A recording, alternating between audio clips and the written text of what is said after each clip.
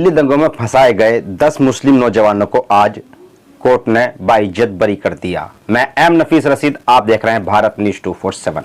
खबर के आखिर तक बने रहें और जरा देखिएगा किस तरह से आज का जो फैसला कोर्ट का आया है उससे पूरे नॉर्थ ईस्ट दिल्ली के अंदर यानी कि खुशियों की लहर दौड़ पड़ी है, खास करके मुस्लिम नौजवानों के अंदर। क्योंकि जब दिल्ली दंगे हुए थे 2020 के अंदर तो हर ओर से एक ही नारा लग रहा था कि ये मुस्लिमों के साथ अत्याचार हुआ है, मकान लूटे गए, घर लूटे गए, दुकानें जलाई गई, बहुत सारी फैक्ट्री और कंपनियों में आग लगाई गई, रोडों पर गाड़ियां बेतहाशा जल चुकी थी। बहुत सारे विजुअल आज भी लोगों की नज़रों के सामने तैर रहे हैं और इंसाफ की गुहार लगा रहे हैं, पर असली कातिल आज भी गायब हैं। आइए देखते हैं पूरी। दिल्ली कगोडुमा अदालत ने आज एक महत्वपूर्ण फैसले में 2020 के दिल्ली दंगों से के विभिन्न मामलों में फंसाए गए 10 आरोपियों को बाइज्जत बरी कर दिया है। इनमें 7 बेगुनाह मुसलमानों की तरह से कानूनी पैरवी जमीयत उलमाए हिंद के अध्यक्ष मौलाना महमूद अरशद मदनी की हिदायत पर एडवोकेट सलीम मलिक और एडवोकेट अबुल गफ्फार ने की। आरोपियों में मोहम्मद शाहनवाज उर्फ सानू, मोहम्मद शोएब उर्फ छुटवा, शाहरुख राशिद उर्फ राजा, आज़ाद, अशरफ अली, परवेज, मोहम्मद फैसल, राशिद उर्फ मोनू, मोहम्मद ताहिर शामिल थे, जिन पर दिल्ली के शिव विहार इलाके में दंगे, आगजनी, चोरी और तोड़फोड़ के आरोप थे। हालांकि अदालत ने पेश किए गए सबूतों और गवाहियों के आधार पर फैसला सुनाया है कि अभियोजन पक्ष आरोपियों के खिलाफ आरोपों को संदेह से परे साबित करने में नाकाम रहा है। जमीयत उलमाए हिंद के वकीलों ने बचाव में अभियोजन पक्ष के सबूतों में मौजूद विरोधाभास को उजागर किया। महत्वपूर्ण गवाह या तो अपने बयान से मुकर गए या आरोपियों की पहचान नहीं कर सके। इसके अलावा पुलिस अधिकारियों के बयानों में देरी और अन्य कानूनी खामियों ने भी अदालत को आरोपियों को बरी करने पर मजबूर कर दिया।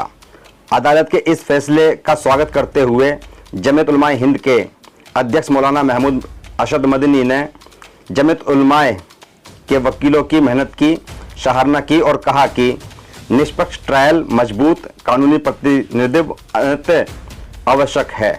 मौलाना मदनी ने कहा कि जमीयत उलमाए हिंद इसी उद्देश्य से समाज के कमजोर तबके के अधिकारियों की रक्षा के लिए हमेशा प्रयासरत रहेगी। दिल्ली के दंगों में मिली इस सफलता के संबंध में एडवोकेट नियाज अहमद फारूकी ने बताया कि जमीयत की कोशिशों से अब तक लगभग 600 लोगों को जमानत मिल चुकी है और 60 से अधिक लोग बाइज्जत बरी हो चुके हैं। अभी भी कई मामले ट्रायल पर हैं। सवाल कुछ और भी है। सवाल ये भी है कि जो दिल्ली दंगों के मास्टरमाइंड थे या खास करके कहा जाए कि जो दंगे को भड़का रहे थे उन पर क्यों कार्रवाई नहीं हुई। कपिल मिश्रा का नाम हमेशा आगे रहा और एक महिला थी जिसका नाम बताया जाता था रागनी, यानी कि रागनी तिवारी। कभी रागनी तिवारी की खोज की कोशिश नहीं की गई। ये महिला लगातार यानी कि पत्थर फेंकती हुई नजर आ रही थी, उकसाती हुई नजर आ रही थी। बहुत सारी वीडियो वायरल भी हुई थी, पर कोई भी कार्रवाई ऐसी पुलिस की ओर से होती नजर नहीं आई जिस पर यह कहा जा सके कि हाँ ये लोग भी दोषी थे। क्या ऐसा हो सकता है कि खुद ही लोग अपने मकानों में आग लगाएं, खुद ही अपने कारोबार जलाएं और फिर खुद ही चिल्लाएं कि हम ही पीड़ित हैं?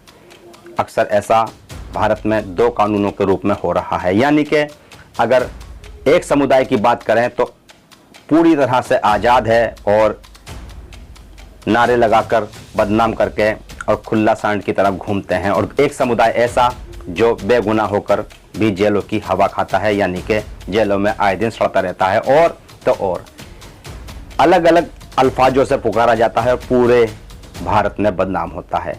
ये दोहरा चरित्र लगातार देखने को मिलता रहता है। ये आज की रिपोर्ट सिर्फ इसीलिए पेश की गई क्योंकि जिस तरह आज कोर्ट ने 10 नौजवानों को बरी किया गया है और उससे पहले भी हम लोग देख चुके हैं और पूरा देश देखता रहता है कि किस तरह से बेगुनाही के आधार पर छोड़ा जाता है और सबूतों का अभाव बताकर छोड़ा जाता है, जबकि हकीकत तो यही है कि बेगुनाहों को कब तक जेल में रखोगे, और यही देखने को आज भी मिला। मैं एम नफीस रशीद, आप देख रहे थे भारत न्यूज 247।